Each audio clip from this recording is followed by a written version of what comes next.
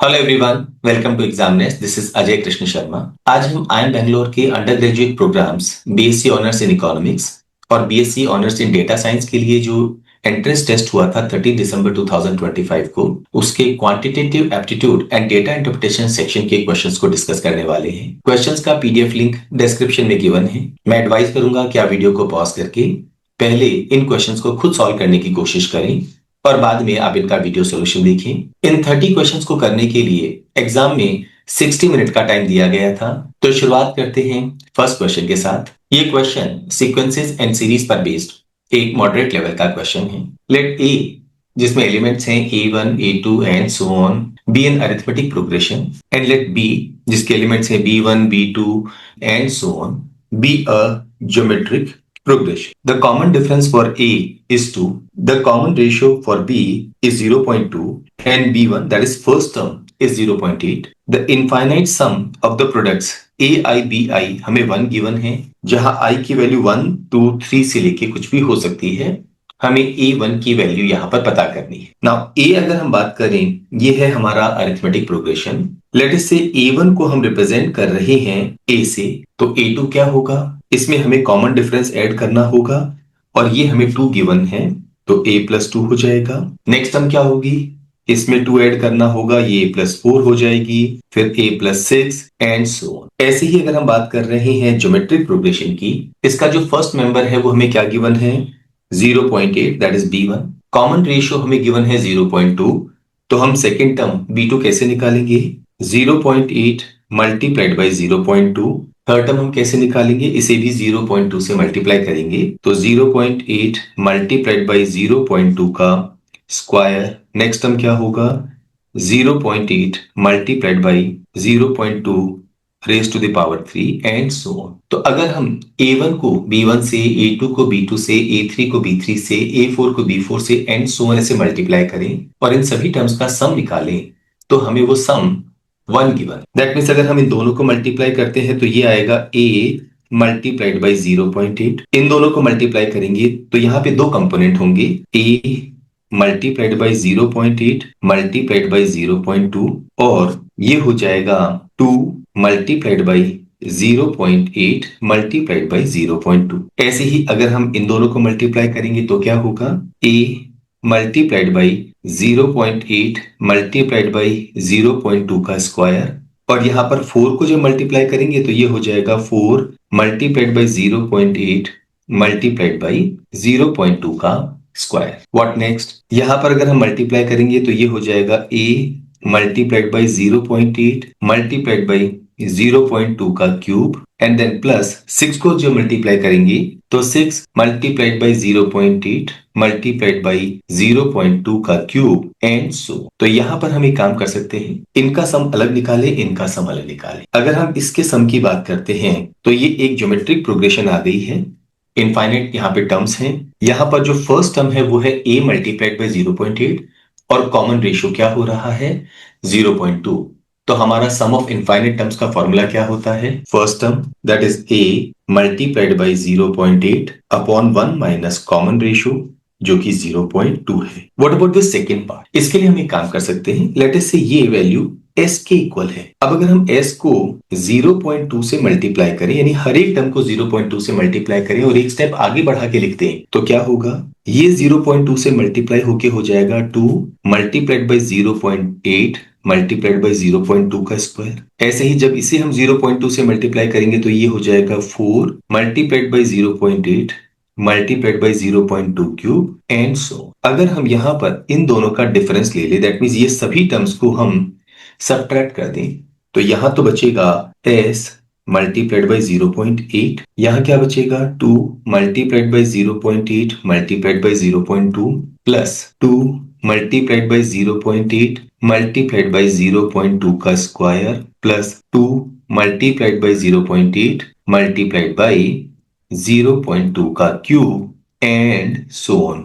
Again हमारे पास में क्या आ गया है?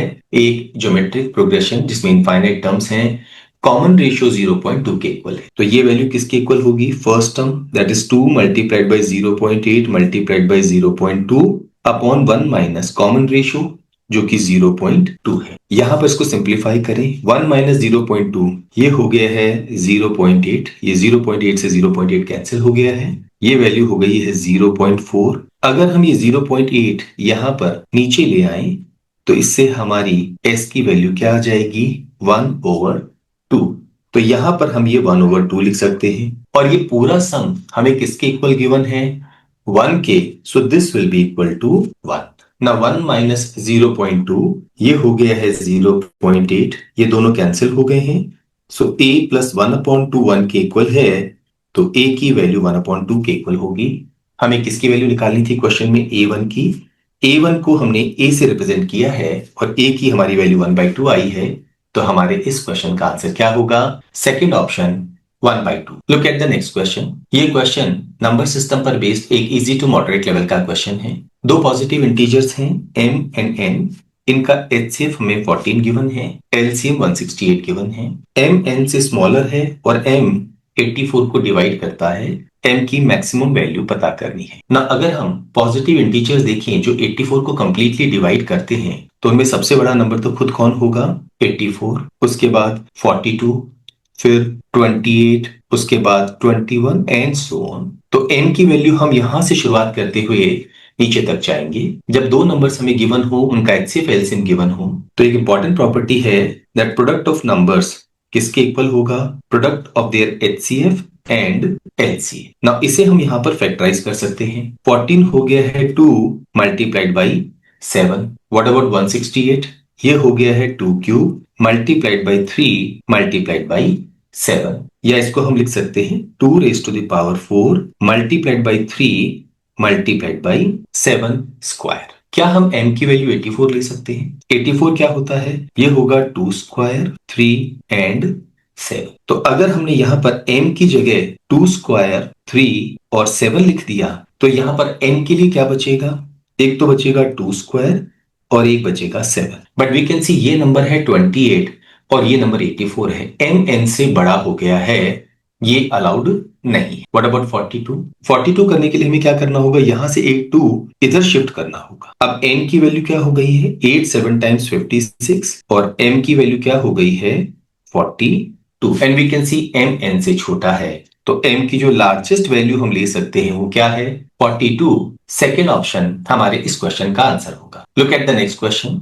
ये क्वेश्चन नंबर सिस्टम पर बेस्ड एक इजी टू मॉडरेट लेवल का क्वेश्चन है। You are given 3 positive numbers such that a is the sum of first 2 numbers. से हमारे पास वो जो 3 पॉजिटिव नंबर्स हैं वो है x, y एंड z। तो a किसको रिप्रेजेंट कर रहा है, x प्लस y को, sum of the first 2 numbers. b is the sum of the first 2 numbers taken away from the third number. That is अगर हम थर्ड नंबर में से फर्स्ट और सेकंड नंबर का सम सब्ट्रैक्ट कर दें तो हमें क्या मिलेगा, b। c is the sum of all these numbers, तो c की वैल्यू हो गई है x plus y plus z। साथ में ये गिवन है कि a upon b b upon c के इक्वल है। तो a अपॉन b अगर हम करेंगे तो ये होगा x plus y upon z minus x plus y, और b अपॉन c हम करेंगे तो ये होगा z minus x plus y upon x plus y plus z। इसे सिंप्लीफाई करते हैं, x प्लस वाई पहले x प्लस वाई से मल्टीप्लाई होगा, ये हो जाएगा x प्लस वाई का होल स्क्वायर, और x प्लस वाई को हम z से मल्टीप्लाई करेंगे तो ये हो जाएगा z multiplied by x plus y.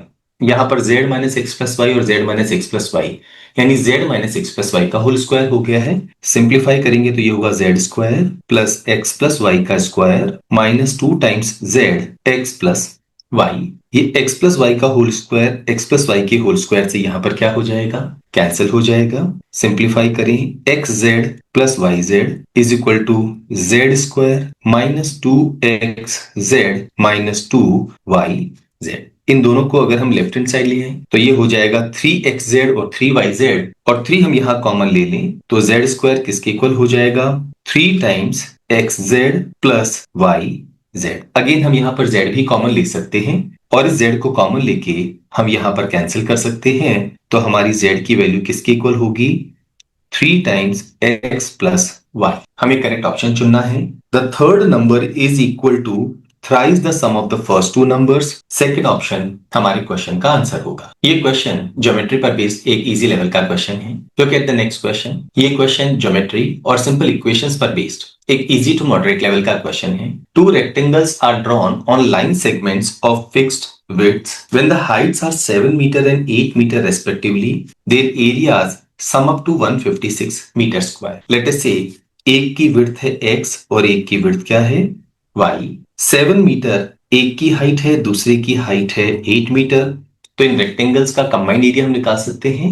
ये हो जाएगा 7x प्लस 8y और ये हमें 156 गिवन है। But if these heights are 5 metre and 7 metre respectively, अगर ये 7 की जगह 5 मीटर होता और 8 की जगह 7 मीटर होता तो area sum up to 123 metre square. वापस एरिया कैसे निकालेंगे?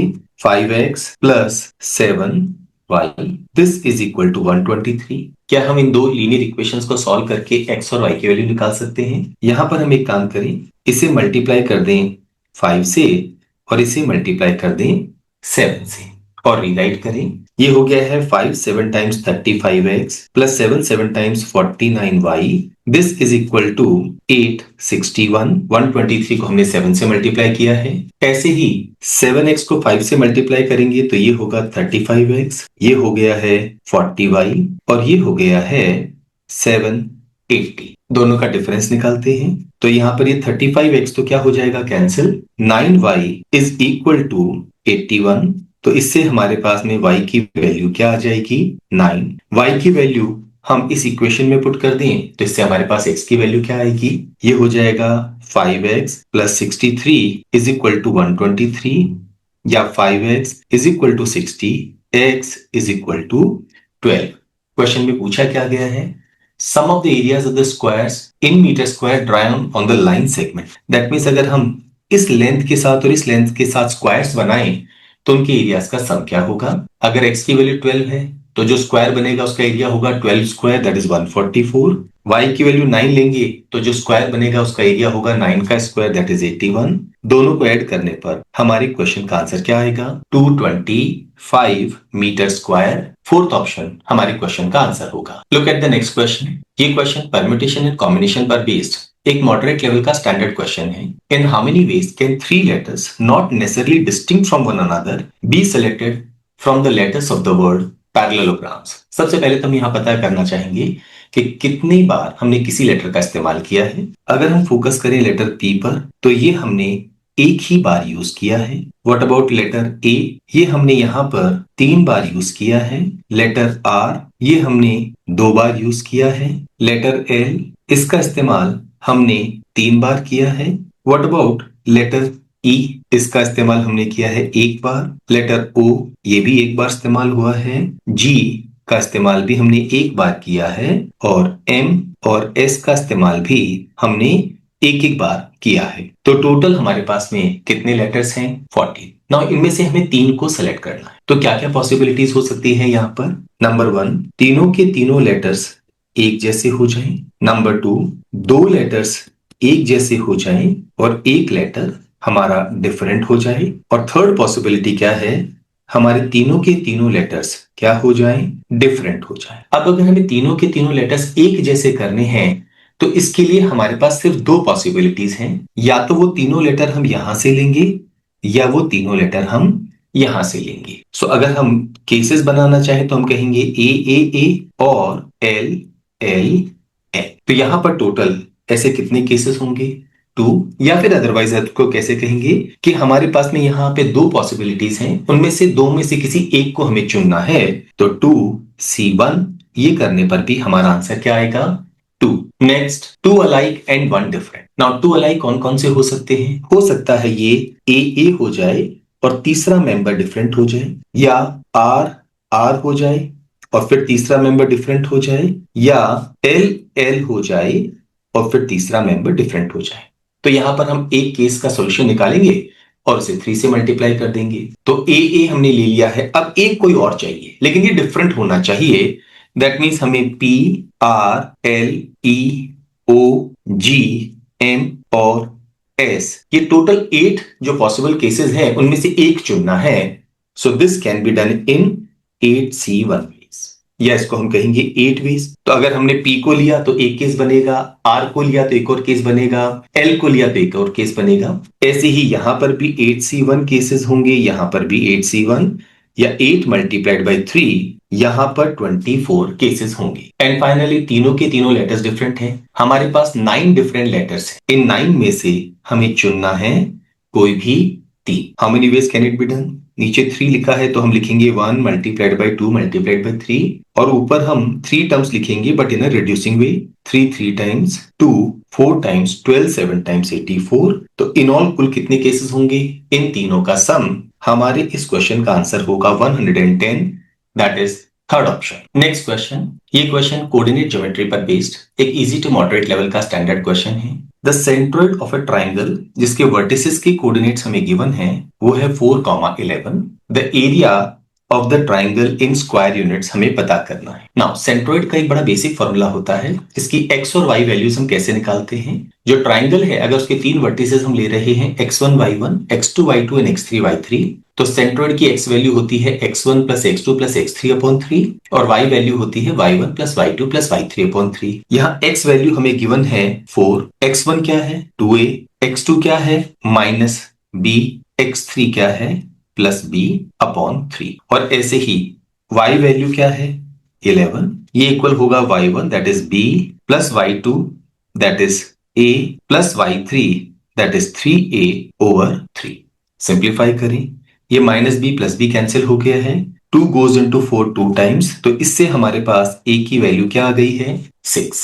a की वैल्यू 6 हम यहां पुट कर सकते हैं, तो ये हो जाएगा b plus 4a, 4 times 6 24 upon 3, 11 3 times 33 minus 24, तो b की वैल्यू क्या आ गई है 9। नाउ यहां पर हमारे पास जो ट्राइंगल है उसके वर्टिसेस के कोऑर्डिनेट्स हमें मिल चुके हैं। से इसको हम रिप्रेजेंट कर रहे हैं a, b और c से।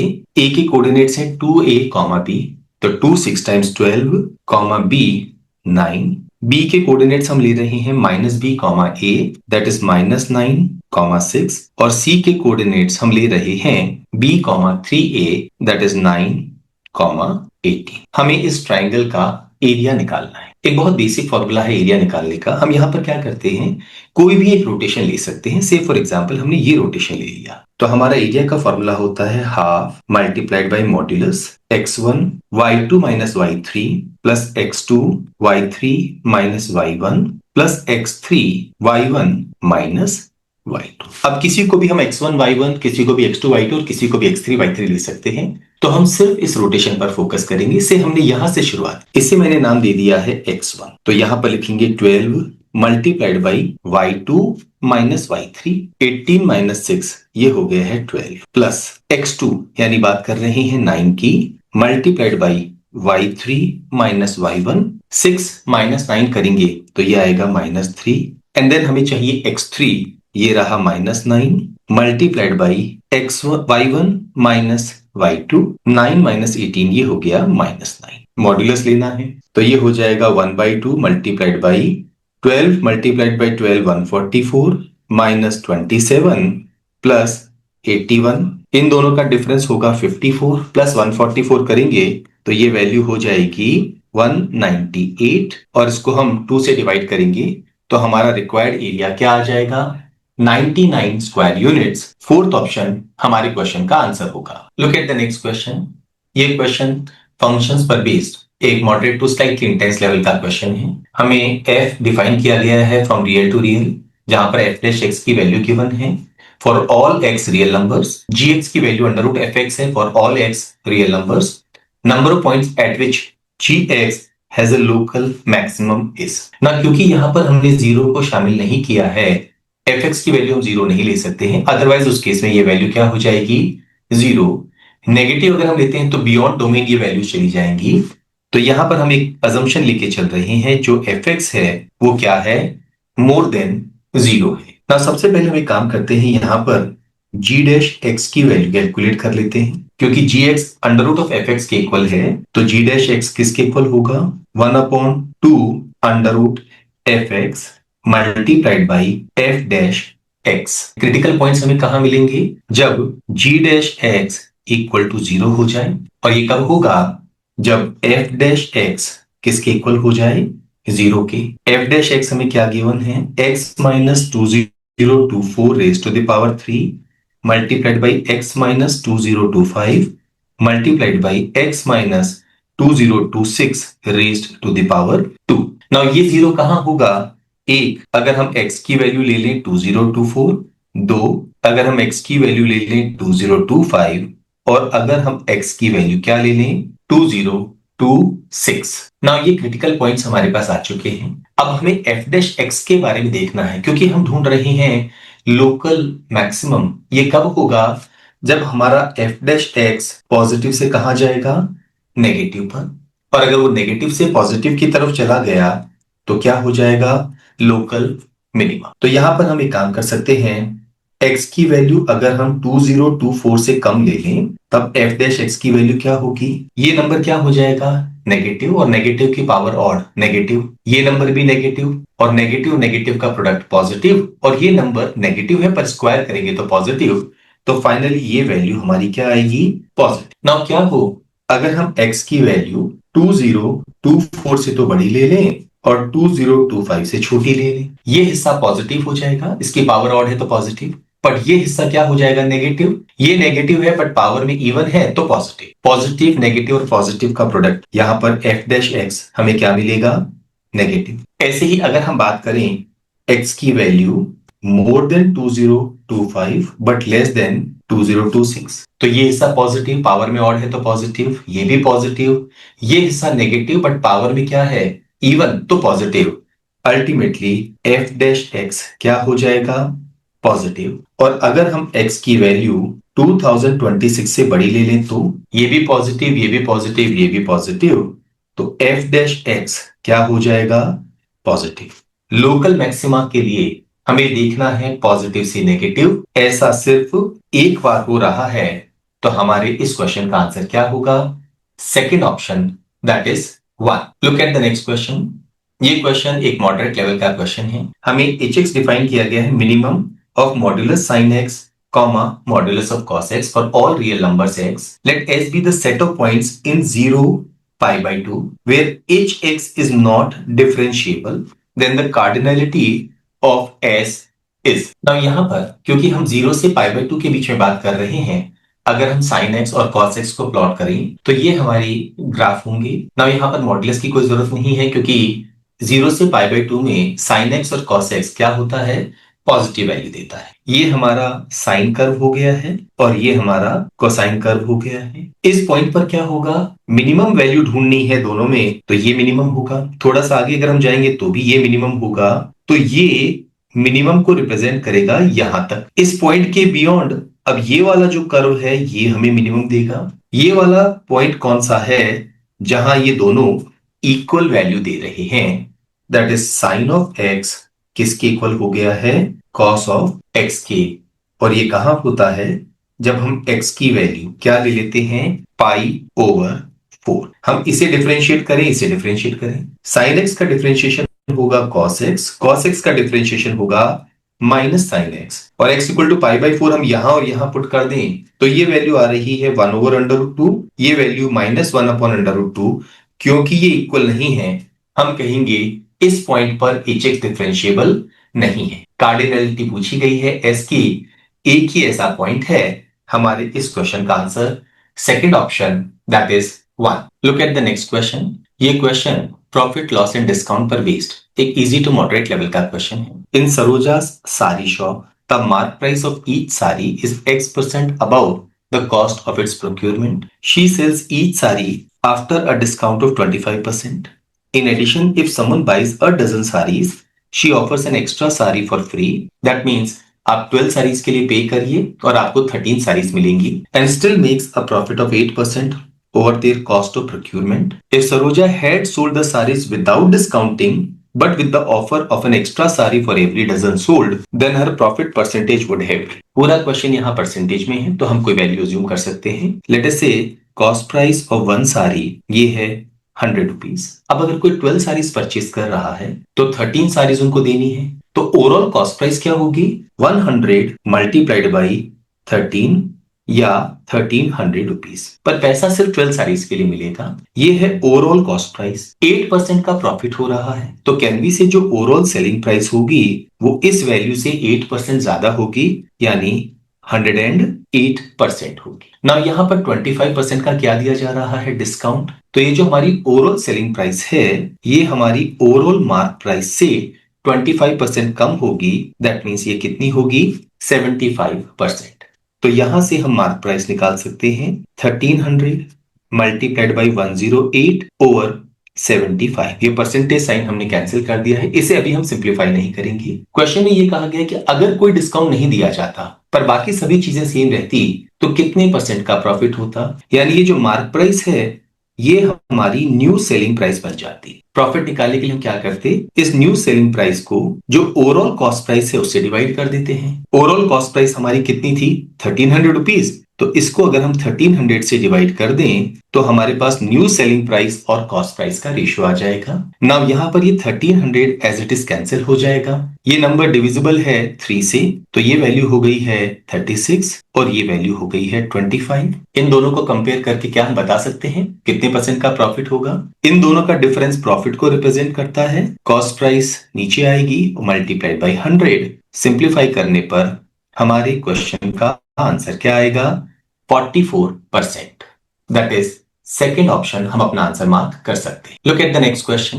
ये क्वेश्चन इक्वेशंस पर बेस्ड एक इजी टू मॉडरेट लेवल का क्वेश्चन है। The roots of the equation हमें गिवन है p एंड 2p। a की वैल्यू मोर देन 0 है और इस इक्वेशन का एक रूट हमें ये गिवन है, a की वैल्यू हमें पता करनी है। नाउ क्योंकि p और 2p इस इक्वेशन के रूट्स हैं तो एक बेसिक रिलेशन हमें मालूम है, sum of the roots that is p plus 2p किसके इक्वल होता है, माइनस कोएफिशिएंट ऑफ x जो कि है -3 upon √2 divided by coefficient of x square जो है √2, या ये वैल्यू हो गई है 3/2। p plus 2p 3p is equal to 3/2। 3 से 3 कैंसिल कर देंगे तो p की वैल्यू क्या आ जाएगी, 1/2। ऐसे ही प्रोडक्ट ऑफ रूट्स का हमारा फॉर्मूला क्या होता है, ये होता है कांस्टेंट टर्म जो कि है c upon coefficient of x square जो है √2। तो ये हो गया है 2 multiplied by p square. p का स्क्वायर करेंगे तो ये हो जाएगा 1/4। This is c over √2। 2 goes into 4 2 times, √2 हम ऊपर ले जाएं तो c की वैल्यू √2/2 या 1/√2। नाउ ये जो इक्वेशन है इसका ये एक रूट है, क्या हम पता कर सकते हैं वो रूट क्या है। एक काम करें, यहां पर p और c की वैल्यू सब्स्टिट्यूट कर दें तो 64 multiplied by p raise to the power 6। इसको अगर हम रेज टू द पावर 6 करेंगे तो ये हो जाएगा 1/64 and c raise to the power 12। अगर इसको हम 12th पावर तक रेज करेंगे तो ये वैल्यू भी क्या हो जाएगी, 1/64। बिकॉज इसको हम लिख सकते हैं 1/2 रेज टू द पावर 1/2 और ये 12 पावर से मल्टीप्लाई होके 2 रेज टू द पावर 6 हो जाएगा, दैट इज 64। सिंप्लीफाई करेंगे तो ये हो गया 64 मल्टीप्लाइड बाई 2/64, ये कैंसिल हो गया है। तो ये जो हमारी इक्वेशन है इसका एक रूट 2 है। अगर एक रूट 2 है तो वो इस इक्वेशन को सेटिस्फाई करेगा। ये वैल्यू यहां पर x की जगह पुट कर देते हैं तो ये हो जाएगा a² मल्टीप्लाइड बाई 2², या इसको हम कहेंगे 4a² plus 12a minus 7 is equal to 0। इसको फैक्टराइज करते हैं तो यहां पर हम लिखेंगे 14a minus 2a minus 7 equals to 0। We can take 2a as common, यहां बचेगा 2a plus 7 minus 1 common, 2a plus 7 is equal to 0. We can take 2a plus 7 as common. 2a minus 1 equals to 0.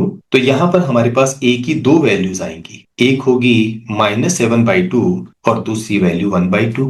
But क्योंकि it is given a more than 0 है, ये value हम reject कर देंगे। हमारे इस क्वेश्चन का आंसर होगा 1/2, that is fourth option. Look at the next question. ये क्वेश्चन प्रोबेबिलिटी पर बेस्ड एक इजी लेवल का स्टैंडर्ड क्वेश्चन है। ABC be 3 mutually independent events with their probabilities equal to x, y and z respectively. Then the probability that exactly 2 of these events occur is। यहाँ पर A, B और C ये mutually independent event है। इस event के होने की probability हमें x गिवन है तो इसके ना होने की प्रोबेबिलिटी क्या होगी, 1 - x। ऐसे ही इस इवेंट के होने की प्रोबेबिलिटी y गिवन है तो इसके नहीं होने की प्रोबेबिलिटी 1 - y, और ये z गिवन है तो नहीं होने की प्रोबेबिलिटी 1 माइनस जेड। हम चाहते हैं कि एग्जैक्टली दो इवेंट होने चाहिए ना। वो दो इवेंट्स कौन से हो सकते हैं? हम कहेंगे ए और बी हो जाए बट सी ना हो, और बी और सी हो जाए पर ए ना हो, और सी और ए हो जाए पर बी ना हो। तो फर्स्ट केस में ए के होने की प्रोबेबिलिटी एक्स, बी के होने की प्रोबेबिलिटी वाई, सी के ना होने की प्रोबेबिलिटी 1 माइनस जेड, और बी के होने की प्रोबेबिलिटी वाई, सी के होने की प्रोबेबिलिटी जेड, और ए के ना होने की प्रोबेबिलिटी 1 माइनस एक्स, प्लस सी के होने की प्रोबेबिलिटी जेड, ए के होने की प्रोबेबिलिटी एक्स, और बी के ना होने की प्रोबेबिलिटी 1 माइनस वाई। इसे सिंप्लीफाई करें, यहां पर एक्स वाई 1 से मल्टीप्लाई होगा तो एक तो एक्स वाई यहां आएगा, वाई जेड 1 से मल्टीप्लाई होगा तो विल गेट वाई जेड, ऐसे ही जेड एक्स 1 से मल्टीप्लाई होगा विल गेट जेड एक्स। यहां भी हमें माइनस एक्स वाई जेड मिलेगा, यहां भी माइनस एक्स वाई जेड, और यहां भी माइनस एक्स वाई जेड, तो ये हो जाएगा minus 3 x y z. Second option हमारे इस क्वेश्चन का आंसर होगा। Look at these questions. ये डेटा इंटरप्रिटेशन पर बेस्ड एक इजी टू मॉडरेट लेवल का सेट है। The state of Panchagarh has 5 cities whose population contributions are shown in the pie chart below. The bar graph below shows the percentage of males in each city of Panchagढ़ in 2016. These percentage do not change over time. तो अगर मान लीजिए हम पंचागढ़ की population मान रहे हैं 100, तो P जो सिटी है उसकी पॉपुलेशन होगी 20, और यहां पर P में मेल कितने हैं 20%। तो इस 20 में हम ये कहेंगे कि मेल मेंबर्स हो जाएंगे 4 और फीमेल मेंबर्स बाकी बची हुई कितनी हो जाएंगी 60. Look at the first question now. Assume the total population of Panchagढ़ state is 3,50,000. Find the average female population of cities P, Q and S in 2016. हम बात कर रहे हैं P की, Q की और S की। फीमेल पॉपुलेशन की बात कर रहे हैं, तो यहाँ फीमेल पॉपुलेशन होगी 80%, यहाँ होगी 35% और यहाँ पर होगी 50%। यहाँ हम बात कर रहे हैं P की, Q की और S की। सबसे पहले हम बात कर रहे हैं 3,50,000, ये तो हो गई टोटल पॉपुलेशन। इसमें से अगर हम P की बात करें तो ये 20% है, तो इसका हम क्या कैलकुलेट करेंगे 20%, और उस पॉपुलेशन में फीमेल पॉपुलेशन कितनी है 80%, तो हम लिखेंगे 80% प्लस। अब अगर जब हम Q की कैलकुलेशन करेंगे तो 3,50,000 तो वहां भी आएगा,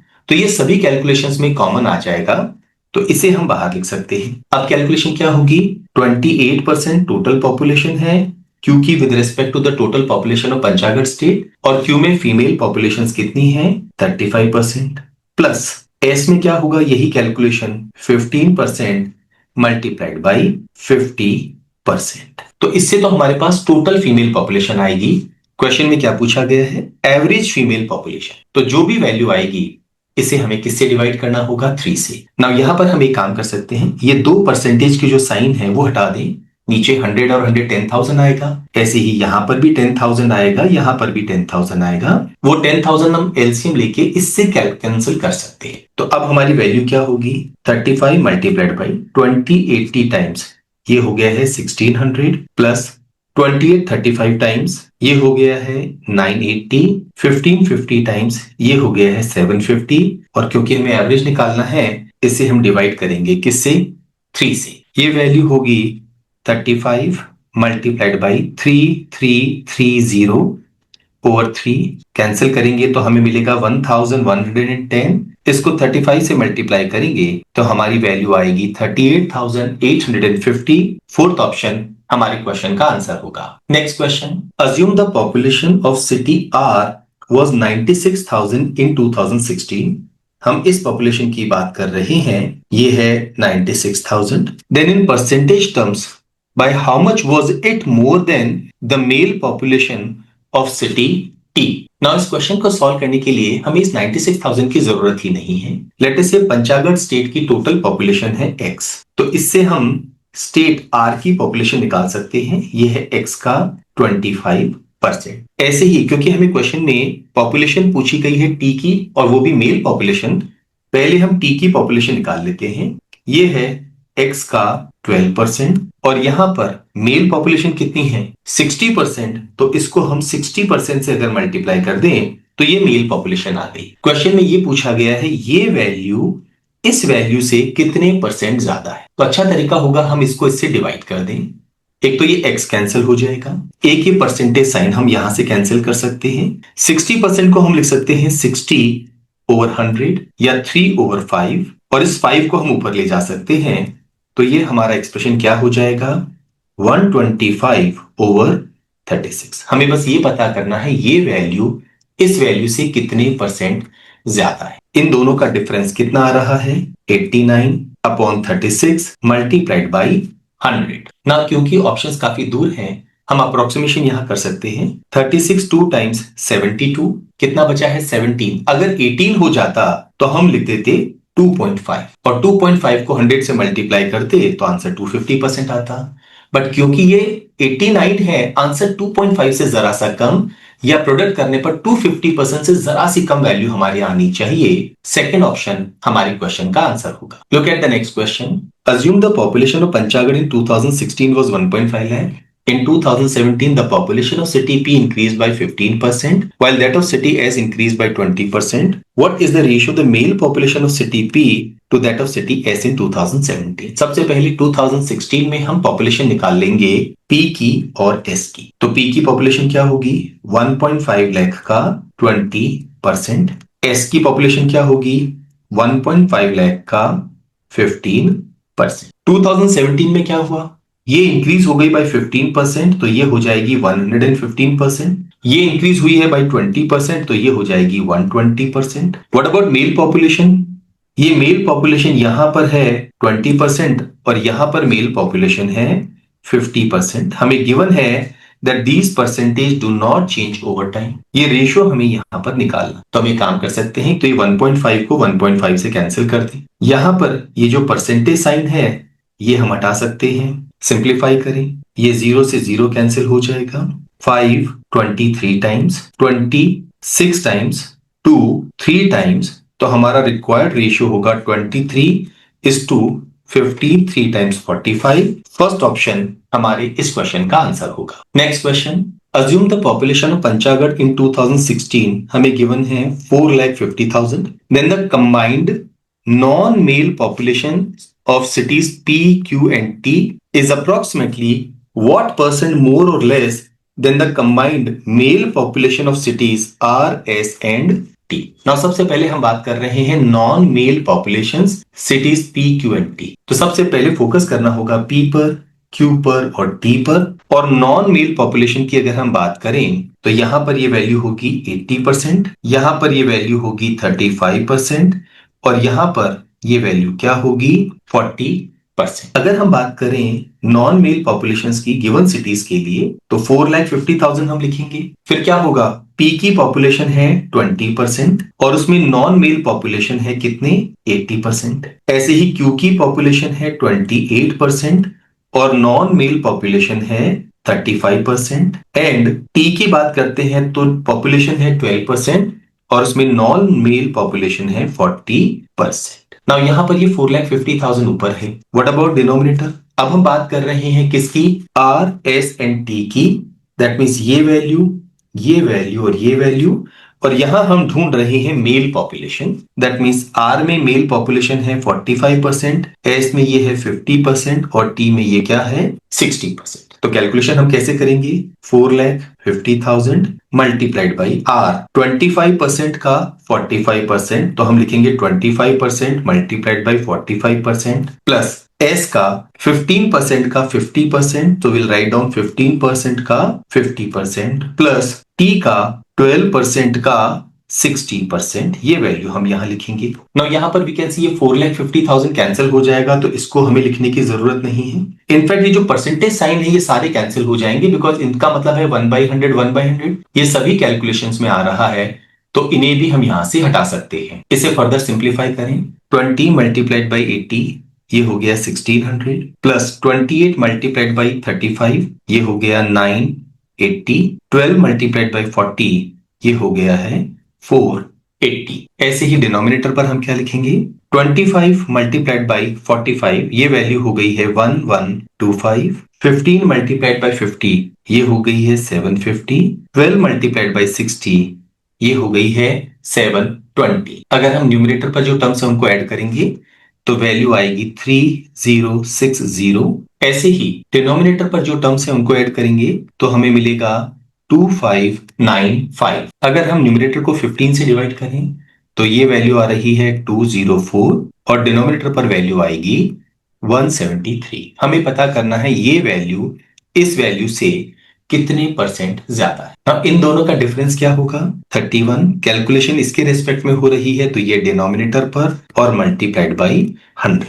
तो एक बात तो कंफर्म है कि आंसर जो है वो मोर होगा। तो फर्स्ट ऑप्शन और थर्ड ऑप्शन को हम हटा सकते हैं। ये वैल्यू है 18%, ये है 21%। तो हमारा क्लू यहाँ पर है 20%। इसका 10% होता है 17.3। तो 20% क्या होगा? 34.6। अगर ये वैल्यू 34.6 होती तो हम 20% कहते और 34.6 से ज्यादा होती तो 21% कहते।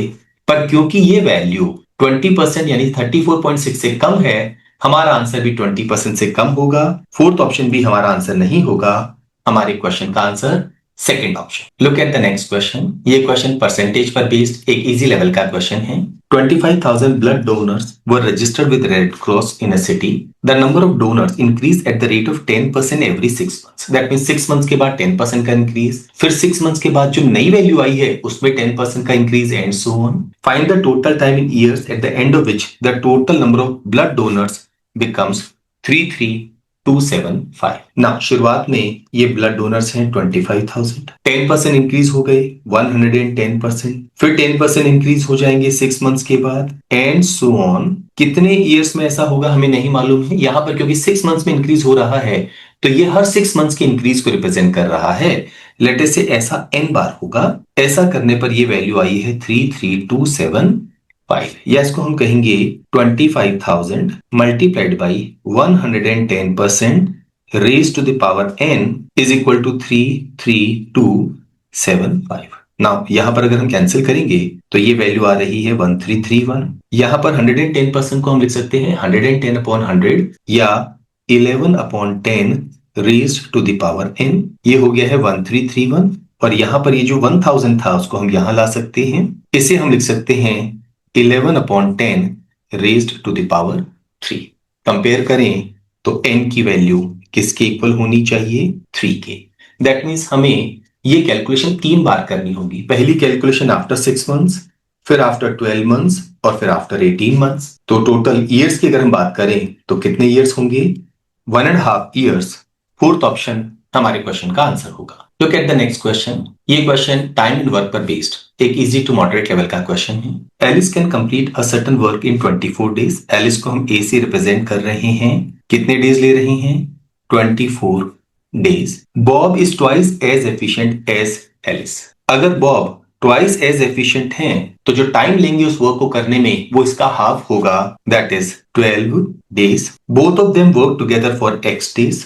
तो इन दोनों ने यहां पर काम की शुरुआत की and they work for x days, A ने और बी ने, and stopped. The remaining work was completed by Carol. ये कैरल आ गए हैं C. Working alone for x+1 days. इन्होंने अभी x+1 डेज काम और किया है अकेले ने। If Carol is 25% less efficient than Bob, अगर वो सिर्फ 25% लेस एफिशिएंट है तो हम कहेंगे वो बॉब के मुकाबले 75% एफिशिएंट है। 75% को फ्रैक्शन में हम लिखते हैं 3/4। तो अगर कैरोल बॉब के मुकाबले 3/4 एफिशिएंट है तो जो टाइम लेंगे वो वर्क करने में वो होगा 4/3 times the time taken by Bob. Bob का टाइम हमें 12 गिवन है तो 3 4 टाइम्स 4 टाइम्स 16। तो कैरल अकेले इस काम को 16 डेज में कर सकती है। इस क्वेश्चन को करने के लिए हम एक काम करें, यहां पर वर्क अज्यूम कर लें। ऐसा नंबर जो इन तीनों से डिविजिबल हो, कैलकुलेशन आसान हो जाएगी। 48 यूनिट्स। तो इनका डेली वर्क क्या हम पता कर सकते हैं? ये होगा 48 अपॉन 24 यानी 2 यूनिट्स, ये होगा 48 अपॉन 12 यानी 4 यूनिट्स और ये होगा 48 अपॉन 16 यानी कि 3 यूनिट्स। इनका कंबाइंड 1 डे वर्क है 6 यूनिट्स। इन दोनों ने x डेज काम किया है तो कुल कितना काम किया होगा? 6 मल्टीप्लाइड बाई x। ऐसे ही कैरल ने x+1 डेज में कितना वर्क किया होगा? इनका डेली कंट्रीब्यूशन है 3 यूनिट्स तो ये होगा 3 मल्टीप्लाइड बाई x+1 या इसे हम कहेंगे 3x+3। और इन सभी ने मिलके एक वर्क पूरा कर लिया है। ये वर्क हमने क्या माना था? 48। तो सिंप्लीफाई करेंगे तो 9x is equal to 45, x is equal to 5 आएगा। क्वेश्चन में पूछा क्या गया है, total number of days it took to complete the work. Total number of days मतलब हम बात कर रहे हैं x plus x plus one. X की वैल्यू 5 हो गई तो x प्लस वन 6 हो गया। इन दोनों का सम क्या होगा, 11 डेज। फोर्थ ऑप्शन हमारे क्वेश्चन का आंसर होगा। Look at the next question. ये क्वेश्चन सेट थ्योरी पर बेस्ड एक इजी टू मॉडरेट लेवल का क्वेश्चन है। ए बी सी 3 सेट्स हैं। हमें पता करना है A union B minus C is not equal to. That means ये जो 4 ऑप्शंस गिवन हैं उनमें से 3 ऑप्शंस ऐसे होंगे जो इसके इक्वल होगा। एक ऑप्शन जो इक्वल नहीं है हमें वो आइडेंटिफाई करना है। यहां हम एक काम करते हैं, 3 सेट्स यहां पर बना लेते हैं। ये सर्कल रिप्रेजेंट कर रहा है सेट ए को, ये सेट बी को, ये सेट सी को, और ये हमारा यूनिवर्सल सेट हो चुका है। नाउ यहां पर ए यूनियन बी का मतलब क्या हुआ, वो सारे मेंबर जो ए और बी में आ रहे हैं उनको हमें काउंट करना है, लेकिन एक ही बार। दैट मीन्स हम बात कर रहे हैं इसकी यहां पर ये सारी जो वैल्यूज हैं ये ए यूनियन बी को रिप्रेजेंट करेंगे। नाउ इनमें से कुछ मेंबर सी का पार्ट भी हो सकते हैं, उसके लिए हमारे कोई रेस्ट्रिक्शन अभी तक नहीं है। नाउ ए यूनियन बी में से अगर हम सी सब्ट्रैक्ट कर दें, यानी वो मेंबर्स हटा दें जो सी का पार्ट है, तो हमारे पास ये पूरे एक्सप्रेशन की वैल्यू आ जाएगी। दैट मीन्स हमारे पास में ये जो पार्ट है ये रिप्रेजेंट कर रहा है किसको, ए यूनियन बी माइनस सी को। तो जो ऑप्शंस हैं उनमें से जो इस पार्ट को रिप्रेजेंट नहीं करेगा वही हमारा आंसर होगा। Look at the first option A minus C. ना अगर मैं बात कर रहा हूं ए माइनस सी की, ये रिप्रेजेंट कर रहा है किसको, ए को। इसमें से अगर मैं सी हटा दूं तो मेरे पास ये हिस्सा बचेगा, पर मुझे ए माइनस सी का कॉम्प्लीमेंट चाहिए, मतलब इसके अलावा जो पार्ट बचा हुआ है वो चाहिए। दैट मीन्स हम बात कर रहे हैं इन सारे पार्ट्स की। ये रिप्रेजेंट करेगा ए माइनस सी का कॉम्प्लीमेंट। तो इसमें जो फर्स्ट पार्ट है वो तो ये हो गया है। नाउ सेकंड पार्ट पर नजर डालते हैं। बी माइनस सी, ये सबसे पहले हम देखेंगे बी को रिप्रेजेंट कर रहा है। माइनस सी अगर हम करें तो ये वाला पोर्शन बी माइनस सी को रिप्रेजेंट कर रहा है। हमें इसका भी क्या चाहिए, कॉम्प्लीमेंट। मतलब इसके अलावा जो पार्ट हमारा बचेगा, दैट मीन्स हम बात कर रहे हैं इसकी। ये जो सारे पार्ट्स हैं ये बी माइनस सी कॉम्प्लीमेंट को रिप्रेजेंट करेंगे। इन दोनों को अब हम हटा सकते हैं। इनमें हमें क्या चाहिए, इंटरसेक्शन, मतलब कॉमन। अगर हम कॉमन देखते हैं तो ये मेंबर हट गया है, बाकी सारा कॉमन है। और इसका भी हमें कॉम्प्लीमेंट चाहिए, मतलब इसके अलावा जो पार्ट बचेगा, हम बात कर रहे हैं इसकी और इसकी। तो ये अगर हम हटा देते हैं तो ये हमारे पास पार्ट बचेगा और यही हमें चाहिए था। दैट मीन्स ये वाला पार्ट इसके इक्वल है, ये हमारा आंसर नहीं होगा। हमें ढूंढना है नॉट इक्वल टू। ऐसे ही अगर हम फोकस करें सेकेंड ऑप्शन पर, सबसे पहले हम ढूंढ रहे हैं ए कॉम्प्लीमेंट, ए के अलावा। दैट मीन्स ये वाला पार्ट किसको रिप्रेजेंट करेगा, ए कॉम्प्लीमेंट को। फिर हम ढूंढ रहे हैं सी, तो सी में कौन कौन आएगा, ये आएगा, ये आएगा, ये आएगा और ये वाला पार्ट आएगा। इनमें हम ढूंढ रहे हैं यूनियन, मतलब सभी को शामिल करना है लेकिन सिर्फ एक बार। तो हमारे काम की वैल्यू कौन सी होगी, ये सभी members. What about the second part here, B complement. B के अलावा हम बात कर रहे हैं इसकी और इसकी। सी में अगेन ये सारे मेंबर्स आ गए। एंड देन इनका यूनियन, मतलब अगेन इन सारी वैल्यूज को हमें यहां पर लेना है जहां पर बी कॉम्प्लीमेंट है और सी। इनमें अब हमें क्या चाहिए, इंटरसेक्शन। अगर हम इंटरसेक्शन देखते हैं तो यहां कॉमन मेंबर कौन है, इसको और इसको अगर हम छोड़ दें तो बाकी सारे मेंबर्स यहां पर कॉमन है। ये वाला मेंबर, ये मेंबर सभी दोनों में ही शामिल हो रहे हैं। तो इसका कॉम्प्लीमेंट क्या होगा, इनके अलावा जो बचेगा। दैट मीन्स ये और ये, और यही हमें यहां पर चाहिए था। तो हम यहां पर क्या कहेंगे, जो सेकेंड ऑप्शन है ये भी हमारा आंसर नहीं होगा क्योंकि ये इसके इक्वल है। What about the fourth option, A minus C. A का मेंबर होना चाहिए पर सी का नहीं, मतलब हम बात कर रहे हैं इसकी। बी माइनस सी, मतलब बी का मेंबर होना चाहिए, सी का नहीं। हम बात कर रहे हैं इनकी।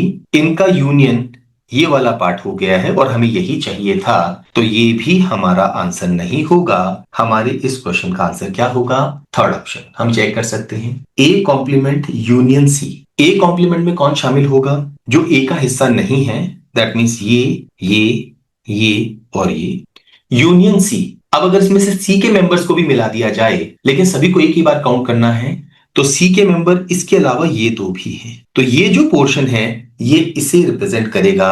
That is A complement union C को। ऐसे ही अगर हम बात करें बी कॉम्प्लीमेंट यूनियन सी की, तो जब हम बी की बात कर रहे हैं तो बी का कॉम्प्लीमेंट क्या होगा, बी के बाहर जो भी मेंबर्स हैं, दैट इज हम बात कर रहे हैं इन सारे मेंबर्स की। यूनियन सी, इनके अलावा जो सी का पार्ट है उसको भी शामिल कर लीजिए, दैट मीन्स हम बात कर रहे हैं इन दोनों की। यहां पर यूनियन लिखा गया है, यूनियन मतलब ये सारे मेंबर्स को शामिल कर लीजिए। तो प्राइमरली हम यहां पर इसे इसे इन सभी को इंक्लूड कर रहे हैं, पर हम देख सकते हैं हमें ये वैल्यू चाहिए, ये इस वैल्यू को रिप्रेजेंट नहीं कर रहा है, देयरफॉर थर्ड ऑप्शन हमारे क्वेश्चन का आंसर होगा। Look at these questions. ये सेट डेटा इंटरप्रिटेशन में बार ग्राफ पर बेस्ड एक इजी टू मॉडरेट लेवल का सेट है। The following graph shows the annual tourist arrivals in thousands both foreign and domestic across 5 tourist regions A to E from 2010 to 2012. Based on this graph, answer the questions. तो यहां पर reason लिखे हुए हैं A, B, C, D, E। 3 years के बारे में जानकारी है, 2010, 11 और 12। और यहां पर वैल्यूज लिखी गई है जो किसमें है, thousands में। Look at the first question. In 2010, the total spending per tourist in region E was rupees 6,000। यहां पर हम बात कर रहे हैं 6,000। It increased by 10% in each successive year। ये 10% बढ़ गई है। While arrivals decreased as per the graph। ये वैल्यू हम देख सकते हैं डिक्रीज हो रही है। What was the total spending in rupees crore from region E across 2010 to 2012। Now अगर हम बात करें 2010 की, तो यहां पर टूरिस्ट अराइवल्स कितने हैं, 140,000। तो यहां पर 140 मल्टीप्लाइड बाय 1000 कर दें। और स्पेंडिंग कितनी हुई है अगर हम देखें यहां पर एवरेज पर टूरिस्ट, ये है रुपीज 6,000। तो इसको 6,000 से हम मल्टीप्लाई कर देंगे, तो ये 2010 में टोटल स्पेंडिंग आ गई। What about the next year, ये वैल्यू इंक्रीज हो गई बाई 10%। तो हम एक काम कर सकते हैं, यहां पर टूरिस्ट कितने हो गए हैं, 130 multiplied by 1000 multiplied by spending के बारे में बात करें तो 10% बढ़ गई। कैन वी से ये हो जाएगी 6,000 मल्टीप्लाइड बाई 110%, या इसको 1.1 कर दें। व्हाट अबाउट 2012, ये वैल्यू होगी 120,000 मल्टीप्लाइड बाई, ये फर्दर 10% बढ़ जाएगी, यानी एक बार और 1.1 से मल्टीप्लाई करेंगे तो 6,000 multiplied by 1.21, because 1.1 multiplied by 1.1 ये वैल्यू होती है। यहां पर हम एक काम कर सकते हैं, ये जो वैल्यूज हैं ये हम एज इट इज कॉमन ले लें, तो ये हो गया है 6 और उसके आगे 10 raise to the power 6 multiplied by, यहां पर है 140 प्लस 130 को 1.1 से मल्टीप्लाई करेंगे तो वी विल गेट 143 प्लस 120 को 1.21 से मल्टीप्लाई करेंगे तो वी विल गेट 145.2। इन तीनों को हम ऐड कर लेते हैं, ये वैल्यू हो गई है 428.2 multiplied by 6 multiplied by 10 raise to the power 6। इसको सिंप्लीफाई करेंगे तो ये हो जाएगा 2569.2 multiplied by 10 raise to the power 6। क्योंकि हमें वैल्यू रुपीज करोड़ में पूछी गई है, हम एक काम कर सकते हैं, इसको लिख सकते हैं 256.92 मल्टीप्लाइड बाई यहाँ 10 कर दें और वो 10 की पावर 6 से मल्टीप्लाई होके 10 की पावर 7 हो जाएगा। तो हमारे क्वेश्चन का आंसर आएगा 256.92 करोड़ रुपीज। थर्ड ऑप्शन हमारे क्वेश्चन का आंसर होगा। Look at the next question. Foreign visitors to region B, हम रीजन बी के बारे में बात कर रहे हैं, form 15%, 20% and 25% of the tourist visits during 2010, 11 and 12 respectively. तो यहां पर अगर हम 2010 की बात करें तो ये वैल्यू हमें गिवन है 15%, 2011 में ये वैल्यू हमें गिवन है 20% और 2012 में ये वैल्यू है 25%। Assume that each foreign tourist spends rupees 7,000। तो अगर फॉरेन टूरिस्ट है तो वो स्पेंड कर रहा है 7,000 rupees, while each domestic tourist spends rupees 3,000 rupees, domestic 3,000 rupees spend कर रहा है। Total revenue in rupees crore from tourist spends during 2010 to 2012 के बारे में हमसे यहाँ पर पूछा गया है ना। हम बात कर रहे हैं रीजन बी की। सबसे पहले हम लिखेंगे 125,000, इसका कितने परसेंट है, 15%। ये तो हो गए हैं क्या हमारे फॉरेन टूरिस्ट, और ये कितना स्पेंड कर रहे हैं, 7,000 रुपीज। ऐसे ही अगर हम डोमेस्टिक की बात करें, ये होगा 125,000, इसका 85% और ये स्पेंड कर रहे हैं रुपीज 3000 प्लस अब हम बात कर रहे हैं 2011 की। टूरिस्ट है 115,000, इसका 20% और ये स्पेंड कर रहे हैं 7,000। यहां पर क्या होगा 115,000, इसका 80% और ये स्पेंड कर रहे हैं 3,000। एंड फाइनली 2012 में क्या होगा, ये वैल्यू है 170,000, इसका 25% फॉरेन टूरिस्ट हैं और वो स्पेंड कर रहे हैं 7,000 और यहां पर 170,000 में 75% डोमेस्टिक टूरिस्ट हैं और ये स्पेंड कर रहे हैं 3,000 रुपीज। हमें इनका सम निकालना है। यहां पर हम एक काम कर सकते हैं, ये 7,000 और 1,000, 1,000 और 7,000, 7,000 और 1,000 ये तो कॉमन ले लें, तो ये हो जाएगा 7 multiplied by 10 raise to the power 6। अंदर क्या बचेगा 125 का 15% 18.75 प्लस 115 का 20% ये होता है 23 प्लस 170 का 25% ये होता है 42.5। ऐसे ही अगर हम यहां पर ये 3,000 और 1,000 सभी में कॉमन ले लें तो फिर क्या होगा plus 3 multiplied by 10 raised to the power 6। 125 का 85% ये होगा 106.25। हम यहां पर ये जो 18.75 है इसको 125 में से सब्ट्रैक्ट कर सकते हैं। ऐसे ही इस 23 को अगर हम 115 में से सब्ट्रैक्ट कर दें तो ये वैल्यू आएगी 92। एंड सिमिलरली अगर 170 में से हम ये 42.5 सब्ट्रैक्ट कर दें तो हमारे पास आएगा 127.5। इसे फर्दर सिंप्लीफाई करते हैं, 7 multiplied by 10 raise to the power 6 multiplied by इन तीनों का सम ये है 84.25 plus 3 multiplied by 10 raise to the power 6 multiplied by इन तीनों का सम ये आ रहा है 325.75। यहां भी हम एक काम कर सकते हैं, इसको लिखें 10 to the power 4 multiplied by 10 to the power 2, तो ये डेसिमल हम यहां से हटा सकते हैं और ये बन जाएगा 10 टू द पावर 4। यहां पर भी इसे हम बना देंगे 10 टू द पावर 4 और इस डेसिमल को हटा देंगे। ये 10 टू द पावर 4 हम कॉमन ले लेंगे, हमें इन दोनों का प्रोडक्ट निकालना है और इन दोनों का प्रोडक्ट निकालना है और इसे ऐड करना है। 7 को अगर हम 8425 से मल्टीप्लाई करें तो वैल्यू आ रही है 58,975। ऐसे ही 3 को अगर हम मल्टीप्लाई करें 325.75 से 97,725। अगर हम इन दोनों को ऐड कर दें तो ये वैल्यू आ रही है 156700 और बाहर 10 टू द पावर 4 है तो यहाँ 4 जीरो और आ गई है। क्योंकि क्वेश्चन में हमें करोड़ में वैल्यू पूछी गई है, इसे 10 टू द पावर 7 से डिवाइड करेंगे, हमारी वैल्यू आएगी 156.7 करोड़ रुपीस। थर्ड ऑप्शन हमारे क्वेश्चन का आंसर होगा। Next question, in 2012 10% of the visitors in region E were foreign tourist. हम रीजन ई की बात कर रहे हैं और 2012 की बात कर रहे हैं। यहां पर फॉरेन टूरिस्ट कितने थे 10%। Then how many domestic tourist in thousands visited region E in that year. Region E ये है 120,000, क्योंकि हमें 1000 में ही वैल्यू निकालनी है तो 1000 लिखने की आगे जरूरत नहीं है, मल्टीप्लाइड बाई ये 10% है तो डोमेस्टिक कितने होंगे 90%। 120 का 90% होता है 108। हमारे इस क्वेश्चन का आंसर क्या होगा, first option. Look at the next question, in which region was the highest average tourist arrival recorded during 2010 to 2012। Average highest कब होगा, जब उनका टोटल हाईएस्ट होगा। तो हमें यहां पर एवरेज निकालने की जरूरत नहीं है, हम सिर्फ टोटल पर फोकस करेंगे। सबसे पहले बात कर रहे हैं रीजन ए की। ये 3 वैल्यूज हैं, इन तीनों को हमें ऐड करना है। ये सब आ रहा है 289। ऐसे ही अब हम फोकस करेंगे रीजन बी पर, हमें इन 3 वैल्यूज को ऐड करना है। ये सम आ रहा है 410, तो बी ए से ज्यादा है तो ए तो हमारा आंसर नहीं होगा। व्हाट अबाउट रीजन सी, ये सम हो गया है 375, ये 410 से कम है, ये भी हमारा आंसर नहीं होगा। व्हाट अबाउट रीजन डी, इन तीनों को हमें ऐड करना है, ये भी सम आ रहा है 375, ये भी आंसर नहीं होगा। हमारे इस क्वेश्चन का answer fourth option region B. Look at the next question, ये क्वेश्चन वेरिएंस पर बेस्ड एक मॉडरेट टू इंटेंस लेवल का क्वेश्चन है।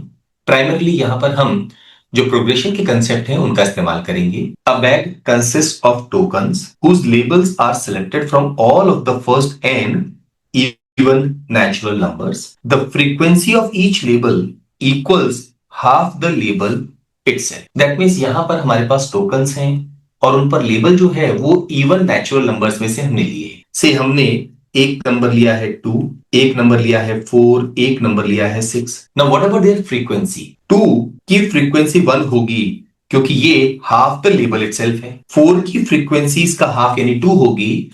इसका मतलब हुआ 2 एक बार है, 4 यहां पर 2 बार है। What about 6? इसकी फ्रीक्वेंसी इसका हाफ यानी 3 होगी, तो 6 यहां पर कितनी बार होगा? 3 बार। ऐसे करते करते अगर लेवल पे 2n है तो उसकी फ्रीक्वेंसी कितनी होगी? इसका हाफ करेंगे तो n, यानी यहां पर 2n कितनी बार आएगा? n times. हमें यहां पर क्या निकालना है? वेरिएंस ना। एक अच्छा तरीका यहां पर क्या होगा, अगर इस क्वेश्चन को हम जल्दी करना चाहते हैं तो हम कुछ वैल्यूज असाइन करके क्वेश्चन को सॉल्व करें। लेट अस से हम यहां तक का केस कंसीडर कर रहे हैं। दैट मींस जब हमने n की वैल्यू क्या ली है? 3, और फिर वेरिएंस निकाल के देखेंगे और n की वैल्यू 3 यहां पुट करके चेक करेंगे कि कौन सा ऐसा ऑप्शन है जो हमें आंसर दे रहा है। ना वेरिएंस के लिए सबसे पहले तो हमें क्या चाहिए होगा? मीन। इन सबको ऐड करें, 18 और 10 28, और नंबर ऑफ टर्म्स ये 6 हो गई है टोटल, तो 28/6 करने पर मीन हमारा क्या आ गया है? 14/3। अब हमें क्या करना होगा? ये जो हर एक वैल्यू है इससे इनका डिफरेंस निकाल के स्क्वायर करना होगा, बिकॉज वो हमारे वेरिएंस की डेफिनेशन के लिए जरूरी है। 14/3 -2 करें या 2 - 14/3 करें, कोई फर्क नहीं पड़ेगा बिकॉज हम स्क्वायर कर रहे हैं। तो ये हो जाएगा 8/3, स्क्वायर करेंगे तो 64/9। What about here? 14/3 -4 अगर हम लिखते हैं तो 12 माइनस होगा तो 2/3, स्क्वायर करेंगे तो 4/9, यहां पर भी आएगा 4/9। What about 6? 6 माइनस दिस, 18 - 14, ये हो गया 4/3, दैट इज 16/9, और ऐसा कितनी बार आएगा? ये आएगा 3 टाइम्स। तो ये सारी वैल्यूज हम निकालें और इसे हम डिवाइड कर दें किससे? नंबर ऑफ टर्म से, जो कि यहां पर कितनी है? 6। तो हमारे पास वेरिएंस आ जाएगा 9। तो यहां क्या हो गया है?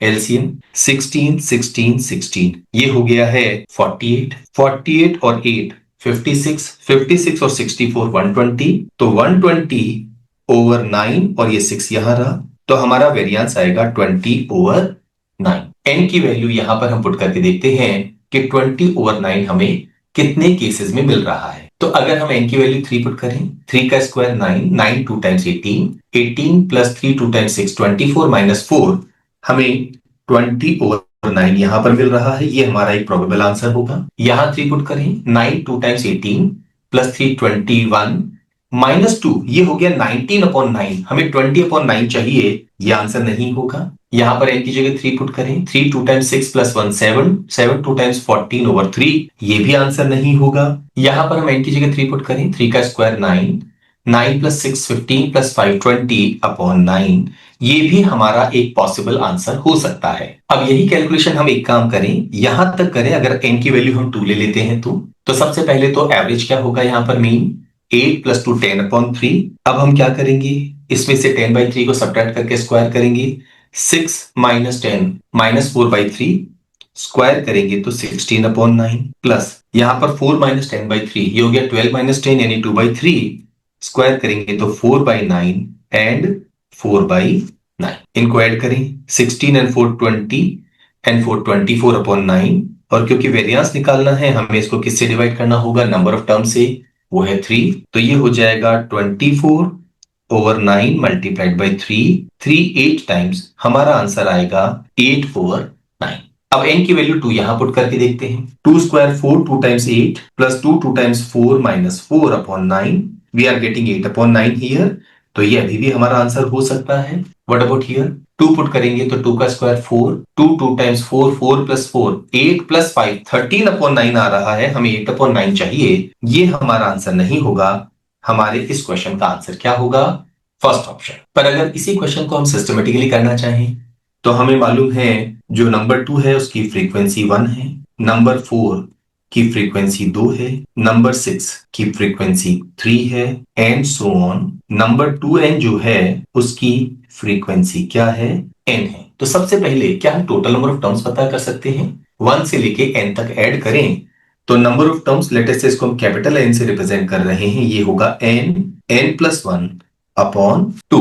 नेक्स्ट हमें कैलकुलेट करना है मीन, इसे हम रिप्रेजेंट कर रहे हैं म्यू से। मीन कैसे निकालेंगे? वेटेड एवरेज लें, 2 multiplied by 1 plus 4 multiplied by 2, ये 2 बार आ रहा है, plus 6 multiplied by 3 and so on, और लास्ट में 2n multiplied by n।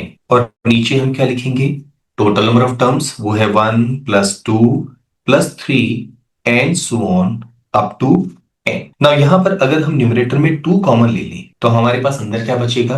1 multiplied by 1, इसको 1 स्क्वायर कह सकते हैं। यहाँ बचेगा 4, दैट इज 2 स्क्वायर। यहाँ बचेगा 3 multiplied by 3, that is 3 square. ऐसे करते करते यहाँ लास्ट में बचेगा n स्क्वायर, और नीचे है 1 plus 2 plus 3 and so on up to n। इसे सिंप्लीफाई करें, 2 मल्टीप्लाइड बाई, ये हमारा फॉर्मूला क्या होता है? n+1 2n+1 अपॉन 6, और ऐसे ही नीचे है n+1 अपॉन 2, तो यहां हम लिखेंगे n+1 अपॉन 2। नाउ 2 यहां पर कैंसिल होके ये तो हो जाएगा 3, n और n+1 कैंसिल हो जाएंगे, तो हमारे पास में म्यू जो कि मीन है उसकी वैल्यू क्या आएगी? 2 multiplied by 2n+1 over 3। Now variance का हमारा फॉर्मूला क्या होता है? ये इक्वल होता है सिग्मा xi माइनस मीन इसका square upon total number of terms, या इसे हम लिख सकते हैं variance is equal to sigma xi square fi upon n minus mean का स्क्वायर। अगर हम इस वैल्यू को ध्यान से देखें तो यहां पर xi हो गया है 2, 2 का स्क्वायर 4 मल्टीप्लाइड बाई 1, ये हो गया 4, प्लस 4 का स्क्वायर 16 मल्टीप्लाइड बाई 2, ये हो गया 32, प्लस 6 का स्क्वायर 36 मल्टीप्लाइड बाई 3, ये हो गया 108 एंड सो ऑन। अगर हम यहाँ पर 4 कॉमन ले लें तो क्या होगा? ये वैल्यू होगी 1, ये 32 क्या हो जाएगा? 8, 108 हो जाएगा 27 एंड सो ऑन। सो ये हो गया है 1 क्यूब, 8 हो जाएगा 2 क्यूब, 27 हो जाएगा 3 क्यूब एंड सो ऑन, और लास्ट टर्म हमारी क्या हो जाएगी? n cube divided by n। n हमारे पास क्या है? ये है n+1 अपॉन 2 माइनस मीन का स्क्वायर। मीन हमने कैलकुलेट किया है ये वैल्यू, तो इसका स्क्वायर करेंगे तो ये होगा 4/9 2n+1 का स्क्वायर। Now 1 cube 2 cube 3 cube up to n cube, इसका फॉर्मूला क्या होता है हमारा? ये होता है n+1 अपॉन 2 का होल स्क्वायर। तो जैसे स्क्वायर करेंगे ये 2 स्क्वायर हो जाएगा, दैट इज ये वाला पार्ट हमारा हो जाएगा क्या? 4, और ये 4 से 4 कैंसिल हो जाएगा, तो यहां पर हम इस पूरे को रिप्लेस कर सकते हैं और इसकी जगह हम क्या लिख सकते हैं? n+1 और इस पूरी वैल्यू का होल। नाउ ये 2 ऊपर चला गया है, एक n और n+1 यहां पर कैंसिल हो जाएगा, तो हमारे पास यहां पर ये एक्सप्रेशन बचेगा। इसे फर्दर सिंप्लीफाई करते हैं, यहां पर हम 9 एलसीएम ले सकते हैं, तो ये हो जाएगा 9 2 times 18 n square plus n minus 4 times 2n+1 का होल स्क्वायर, ये होता है 4n square plus 4n plus 1 divided by 9। Further इसे सिंप्लीफाई करें, 18n square minus 16n square, तो हमारे पास बचेगा 2n स्क्वायर। ऐसे ही 18n माइनस 16n हमारे पास बचेगा 2n, और एक है ये -4 डिवाइडेड बाई 9, ये हमारी रिक्वायर्ड वैल्यू होगी। फर्स्ट ऑप्शन हमारे क्वेश्चन का आंसर होगा। Look at the next question. ये क्वेश्चन मैट्रिसेस पर बेस्ड एक इजी लेवल का क्वेश्चन है। नाउ हमें a डिफाइन किया गया है, b डिफाइन किया गया है, और ये कहा गया है a cube equals to b। तो सबसे पहले तो हम एक काम करते हैं, यहाँ a स्क्वायर निकालते हैं, ये होगा x0 1 1, और यहां भी हम लिखेंगे x0 1 1। सिंप्लीफाई करें, x को x से मल्टीप्लाई करेंगे तो ये आएगा x स्क्वायर, 1 को 0 से मल्टीप्लाई करेंगे तो 0, फिर यहाँ पर 0 को x से करेंगे तो 0, और 1 को 0 से करेंगे तो 0, तो ये वैल्यू 0 हो गई। What next? x को 1 से करेंगे तो x, 1 को 1 से करेंगे तो 1, ऐसे 0 को 1 से करेंगे तो 0, और 1 को 1 से मल्टीप्लाई करेंगे 1, ये हमारा a स्क्वायर आ चुका है। What about a? इसके लिए हम एक काम और करें, इसको एक बार और a से मल्टीप्लाई कर दें, दैट इज x0 1 नाउ हमें सारी वैल्यूज यहाँ पर निकालने की जरूरत नहीं है, हम सिर्फ इस वैल्यू पर फोकस करें। और हमारी ये फर्स्ट वैल्यू क्या होगी, x square multiplied by x, ये तो हो गया एक्स क्यूब, और x plus one multiplied by zero, ये जीरो। तो ये वाला पार्ट एक्स क्यूब हो गया, बाकी वैल्यूज हमें निकालने की जरूरत नहीं है। ये किसके इक्वल है, बी के, और बी हमें गिवन है 2√2 0, और यहां पर हमारे पास एक वैल्यू लिखी है, इसको इसकी अगर हम इक्वल कर दें तो इससे हमारे पास x की वैल्यू आ जाएगी, x cube is equal to 2√2, ये इसको हम कहेंगे 2 की पावर 3/2। अगर दोनों तरफ हम क्यूब रूट ले लें तो ये 1/3 हो जाएगा, 3 से 3 कैंसिल होने पर ये वैल्यू 2 की पावर 1/2 या क्या हो जाएगी, √2। हमें क्वेश्चन में x की वैल्यू ही पूछी गई है, फोर्थ ऑप्शन हमारे क्वेश्चन का आंसर होगा। Look at the next question. ये क्वेश्चन डिटरमिनेंट्स पर बेस्ड एक मॉडरेट लेवल का क्वेश्चन है। b और c दो रियल नंबर्स हैं such that 3bc are in geometric progression. इसका मतलब ये है, अगर मैं b को मान लीजिए 3r ले लेता हूं तो c क्या हो जाएगा, 3r स्क्वायर, बिकॉज 3 में हमने r से मल्टीप्लाई किया तो b आएगा, और फिर r से मल्टीप्लाई किया तो c आएगा। ये मैट्रिक्स हमें गिवन है, डिटरमिनेंट ऑफ a हमें 162 गिवन है, c की वैल्यू हमें पता करनी है। नाउ यहां पर हम b और c की वैल्यूज पुट कर देते हैं, तो a क्या है हमारा 1 3 9, ऐसे ही 1 3r और 3r का स्क्वायर करेंगे तो ये 9r स्क्वायर हो गया। 1 c की जगह लिखेंगे 3r स्क्वायर तो ये हो जाएगा 9r to the power 4। Now it is given the determinant of a 162 के इक्वल है, तो जब इसको सिंप्लीफाई करेंगे, एक तो ये 3 कॉमन आके बाहर आ जाएगा, 9 कॉमन आके बाहर आ जाएगा, तो 3 और 9 का प्रोडक्ट बाहर तो हो गया 27, और अंदर क्या बचेगा 1 1 1, और यहां बचेगा 1 r स्क्वायर, और यहां बचेगा 1 r स्क्वायर r 4। ये वैल्यू हमें 162 गिवन है। ना 27 गोज इनटू 162 6 टाइम्स, इसे सिंप्लीफाई करें तो ये होगा 1 multiplied by R5 minus R4, तो हम लिखेंगे R5 माइनस R4, फिर होगा -1 multiplied by R4 minus R square, and finally again होगा +1 R स्क्वायर माइनस R। ये वैल्यू 6 के इक्वल गिवन है। इसको अगर हम ओपन करेंगे तो ये हो जाएगा -R4 और प्लस R स्क्वायर, या R5 minus 2 times R4 plus 2 times R square minus R is equal to 6। Now इसके आगे अगर हम फैक्टराइज करेंगे तो थोड़ा सा कैलकुलेशन टफ हो जाएगी। क्वेश्चन में हमें c की वैल्यू पूछी गई है, दैट इज 3r स्क्वायर की, तो यहां पर समझदारी होगी कि इस स्टेज के बाद हम ऑप्शंस के थ्रू चलें। अगर मैं 3r स्क्वायर को 48 लेता हूं तो मेरे r की वैल्यू क्या आ जाएगी, +-4। अगर इसको मैं 27 लेता हूं तो r की वैल्यू आ रही है +-3, और अगर इसको मैं 12 लेता हूं तो r की वैल्यू आ रही है +-2। हम एक बार ये वैल्यूज पुट करके यहां पर चेक कर सकते हैं। जो लोएस्ट वैल्यू एक बार से शुरुआत करें, 2 की पावर 5 ये हो गया 32 with a positive sign, minus ये भी हो गया 32, प्लस 2 स्क्वायर ये हो गया 4 2 times 8 -2, and we can see हमारा आंसर क्या आ रहा है 6।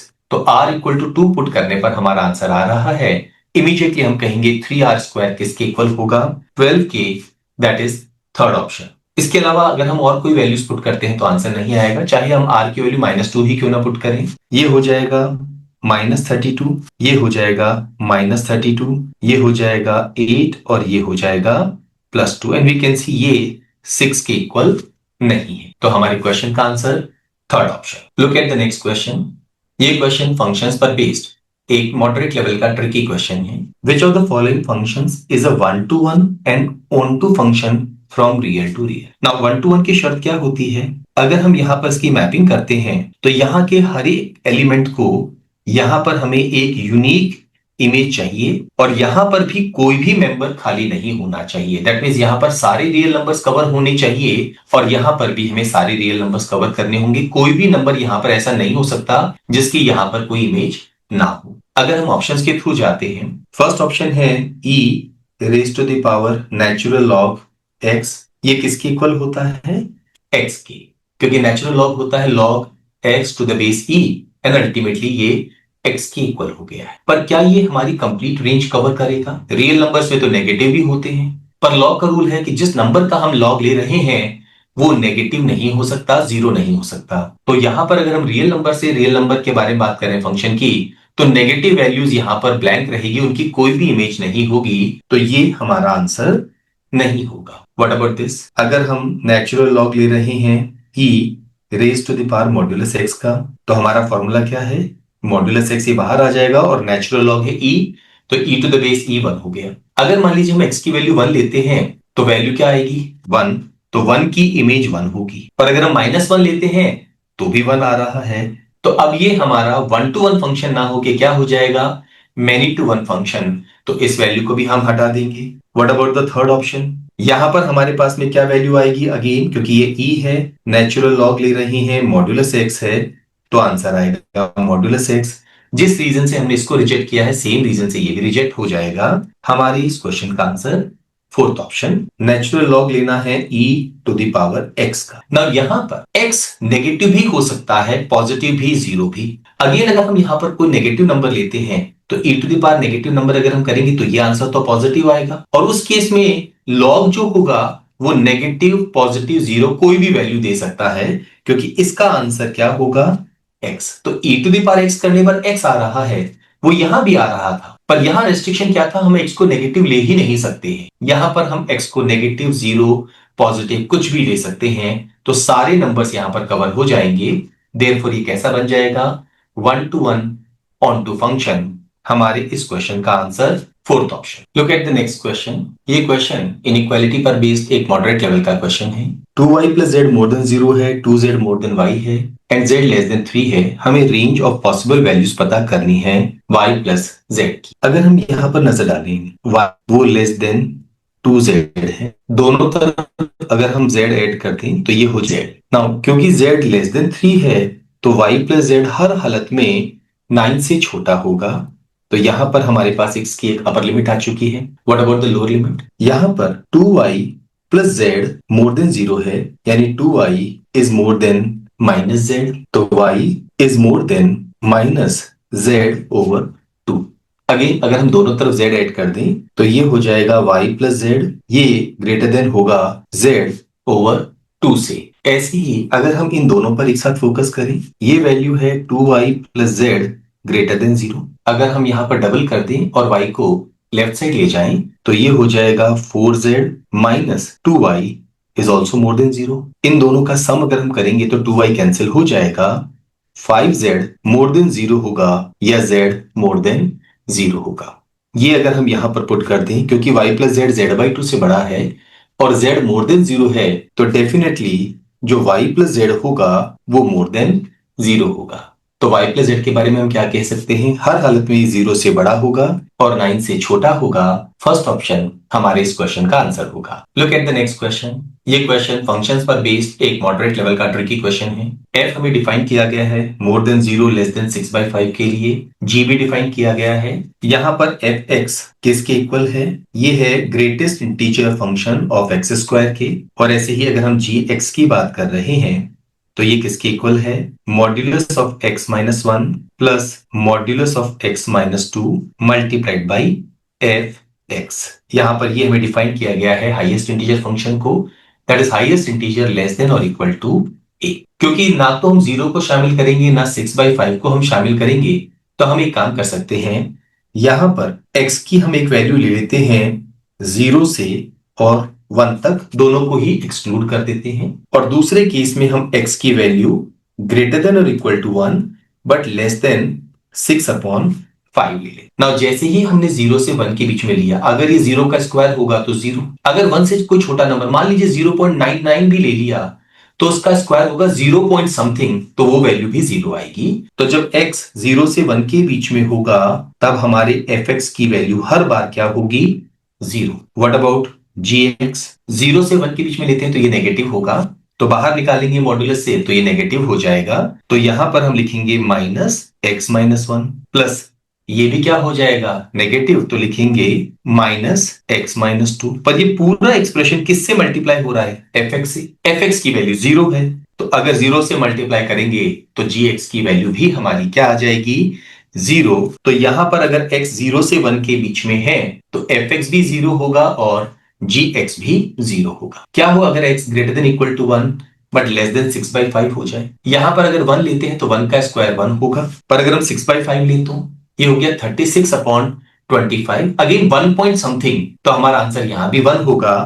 तो हम कहेंगे एफ एक्स की वैल्यू इस रेंज के लिए क्या होगी, 1 होगी। व्हाट अबाउट जी एक्स, यहां पर अगर मैं 1 या 1 से बड़ा नंबर बट 6/5 से छोटा नंबर लेता हूं तो ये वैल्यू क्या होगी, पॉजिटिव, इसको बाहर एज इट इज ले लेंगे, x-1। ऐसे ही ये नेगेटिव वैल्यू होगी, मॉड्यूलस से बाहर निकालेंगे तो माइनस से मल्टीप्लाई करेंगे, -x+2 और fx जो कि 1 के इक्वल है। ये x और -x कट गए हैं, 2 और -1 ये भी 1 हो गया है।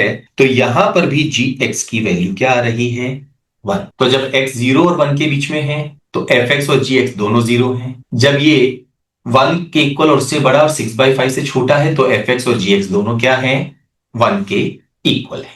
ना हम फोकस करते हैं एक बार gx के कर्व पे। तो अगर हम x की वैल्यू 0 से 1 के बीच में लेते हैं तो gx क्या आ रहा है, 0। दैट मीन्स ये हमारा कर्व कुछ ऐसा बनेगा। और जब हम x की वैल्यू 1 और 6/5 से कम ले लेंगे तो ये हमारा कर्व कुछ ऐसा बनेगा, और यही कर्व हमारा fx का भी होगा। फर्स्ट ऑप्शन क्या कह रहा है, g is not differentiable at exactly 2 points. g सिर्फ एक इसी पॉइंट पर जब x की वैल्यू हम 1 ले रहे हैं डिफरेंशिएबल नहीं है, तो ये हमारा आंसर नहीं होगा। g is not differentiable at exactly 1 point, definitely true है, ये हमारा आंसर होगा। What about the third option, f is discontinuous at exactly 2 points. f भी डिसकंटिन्यूअस है लेकिन वो सिर्फ इसी पॉइंट पर है जब हम x की वैल्यू 1 ले रहे हैं, ये आंसर नहीं होगा। और 3 पॉइंट्स पे तो होगा ही नहीं, ये भी आंसर नहीं होगा। हमारे इस क्वेश्चन का answer second option. Look at the next question. ये क्वेश्चन प्रोबेबिलिटी पर बेस्ड एक इजी टू मॉडरेट लेवल का क्वेश्चन है। A sports person could be an expert in badminton and और squash, given that someone is a squash expert, the probability that they are expert at badminton as well is 0.8. There are twice as many badminton experts as there are squash experts. तो हम यहाँ पर 2 circles बना लेते हैं। ये represent कर रहा है बैडमिंटन एक्सपर्ट्स को, ये रिप्रेजेंट कर रहा है स्क्वैश एक्सपर्ट्स को। अगर ये वैल्यू 10 है तो ये वैल्यू इसका ट्वाइस यानी क्या होगी, 20। तो अगर कोई स्क्वैश एक्सपर्ट है तो उसके बैडमिंटन एक्सपर्ट होने की प्रोबेबिलिटी 0.8 है। 8 प्लेयर्स ऐसे होंगे जो स्क्वैश एक्सपर्ट्स हैं और साथ में क्या हैं, बैडमिंटन एक्सपर्ट्स। ये वैल्यू 2 हो गई है। क्वेश्चन में पूछा गया है given that Saina is a badminton expert, Saina इस सर्कल में से कोई एक मेंबर है। What is the likelihood that she is an expert in squash, तो ये वैल्यू है 8, क्योंकि ये पार्ट किसको रिप्रेजेंट कर रहा है, badminton expert as well as squash expert को। Out of total badminton experts that is 20, simplify करेंगे तो हमारी रिक्वायर्ड वैल्यू आएगी 0.4। थर्ड ऑप्शन हमारे क्वेश्चन का आंसर होगा। Look at the next question. ये question average, alligation and mixtures पर बेस्ड एक इजी टू मॉडरेट लेवल का क्वेश्चन है। The proportions of gold in 3 alloys are 40%, 50% and 80% respectively. Let us से alloys को हम रिप्रेजेंट कर रहे हैं A, B और C से। यहां पर गोल्ड का प्रपोर्शन कितना है, 40%, 50% and 80%। These alloys are mixed in certain proportions to obtain 30 kilogram of a new alloy जिसमें 55% गोल्ड। तो हमें 30 किलोग्राम का एक नया अलॉय बनाना है। हम चाहते हैं उसमें 55% क्या हो जाए, gold. If the amount of the first alloy is 9 kilogram, ये हमें 9 किलोग्राम गिवन है। हमें थर्ड अलॉय में कितना किलोग्राम यूज किया गया है वो पता करना है। तो यहां पर हम एक काम कर सकते हैं, पूरे क्वेश्चन को गोल्ड की टर्म में बदल दें। 30 का 55% यानी टोटल गोल्ड इस अलॉय में होगा 16.5 किलोग्राम। अलॉय ए में कितना है, 9 का 40%, दैट इज 3.6। तो बी और सी जो अलॉयज हैं इनमें गोल्ड कितना होगा, दिस माइनस दिस, या हम कहेंगे 12.9 किलोग्राम। लेट अस से अलॉय सी हमने लिया है x किलोग्राम, टोटल 30 किलोग्राम है, ये 9 किलोग्राम चला गया तो इन दोनों का सम 21 किलोग्राम। तो ये वैल्यू होगी 21 माइनस x। नाउ क्या हम गोल्ड यहां पता कर सकते हैं, इसमें गोल्ड होगा 21 माइनस x का 50% यानी 1/2। व्हाट अबाउट गोल्ड हियर, यहां पर अलॉय का वेट है x किलोग्राम, 80% को हम लिख सकते हैं 8/10 और टोटल गोल्ड इन दोनों अलॉयज में मिला के कितना आ रहा है, 12.9। हम एक काम करें, ऊपर और नीचे दोनों तरफ 5 से मल्टीप्लाई कर दें तो ये हो जाएगा 5/10। 10 एलसीएम ले लें और क्रॉस मल्टीप्लाई कर दें तो ये जो 12.9 है ये बन जाएगा 129। सिंप्लीफाई करें, 21 5 times 105 minus 5x plus 8x is equal to 129, या 3x इज इक्वल टू 24, या x is equal to 8। First option हमारे इस क्वेश्चन का आंसर होगा।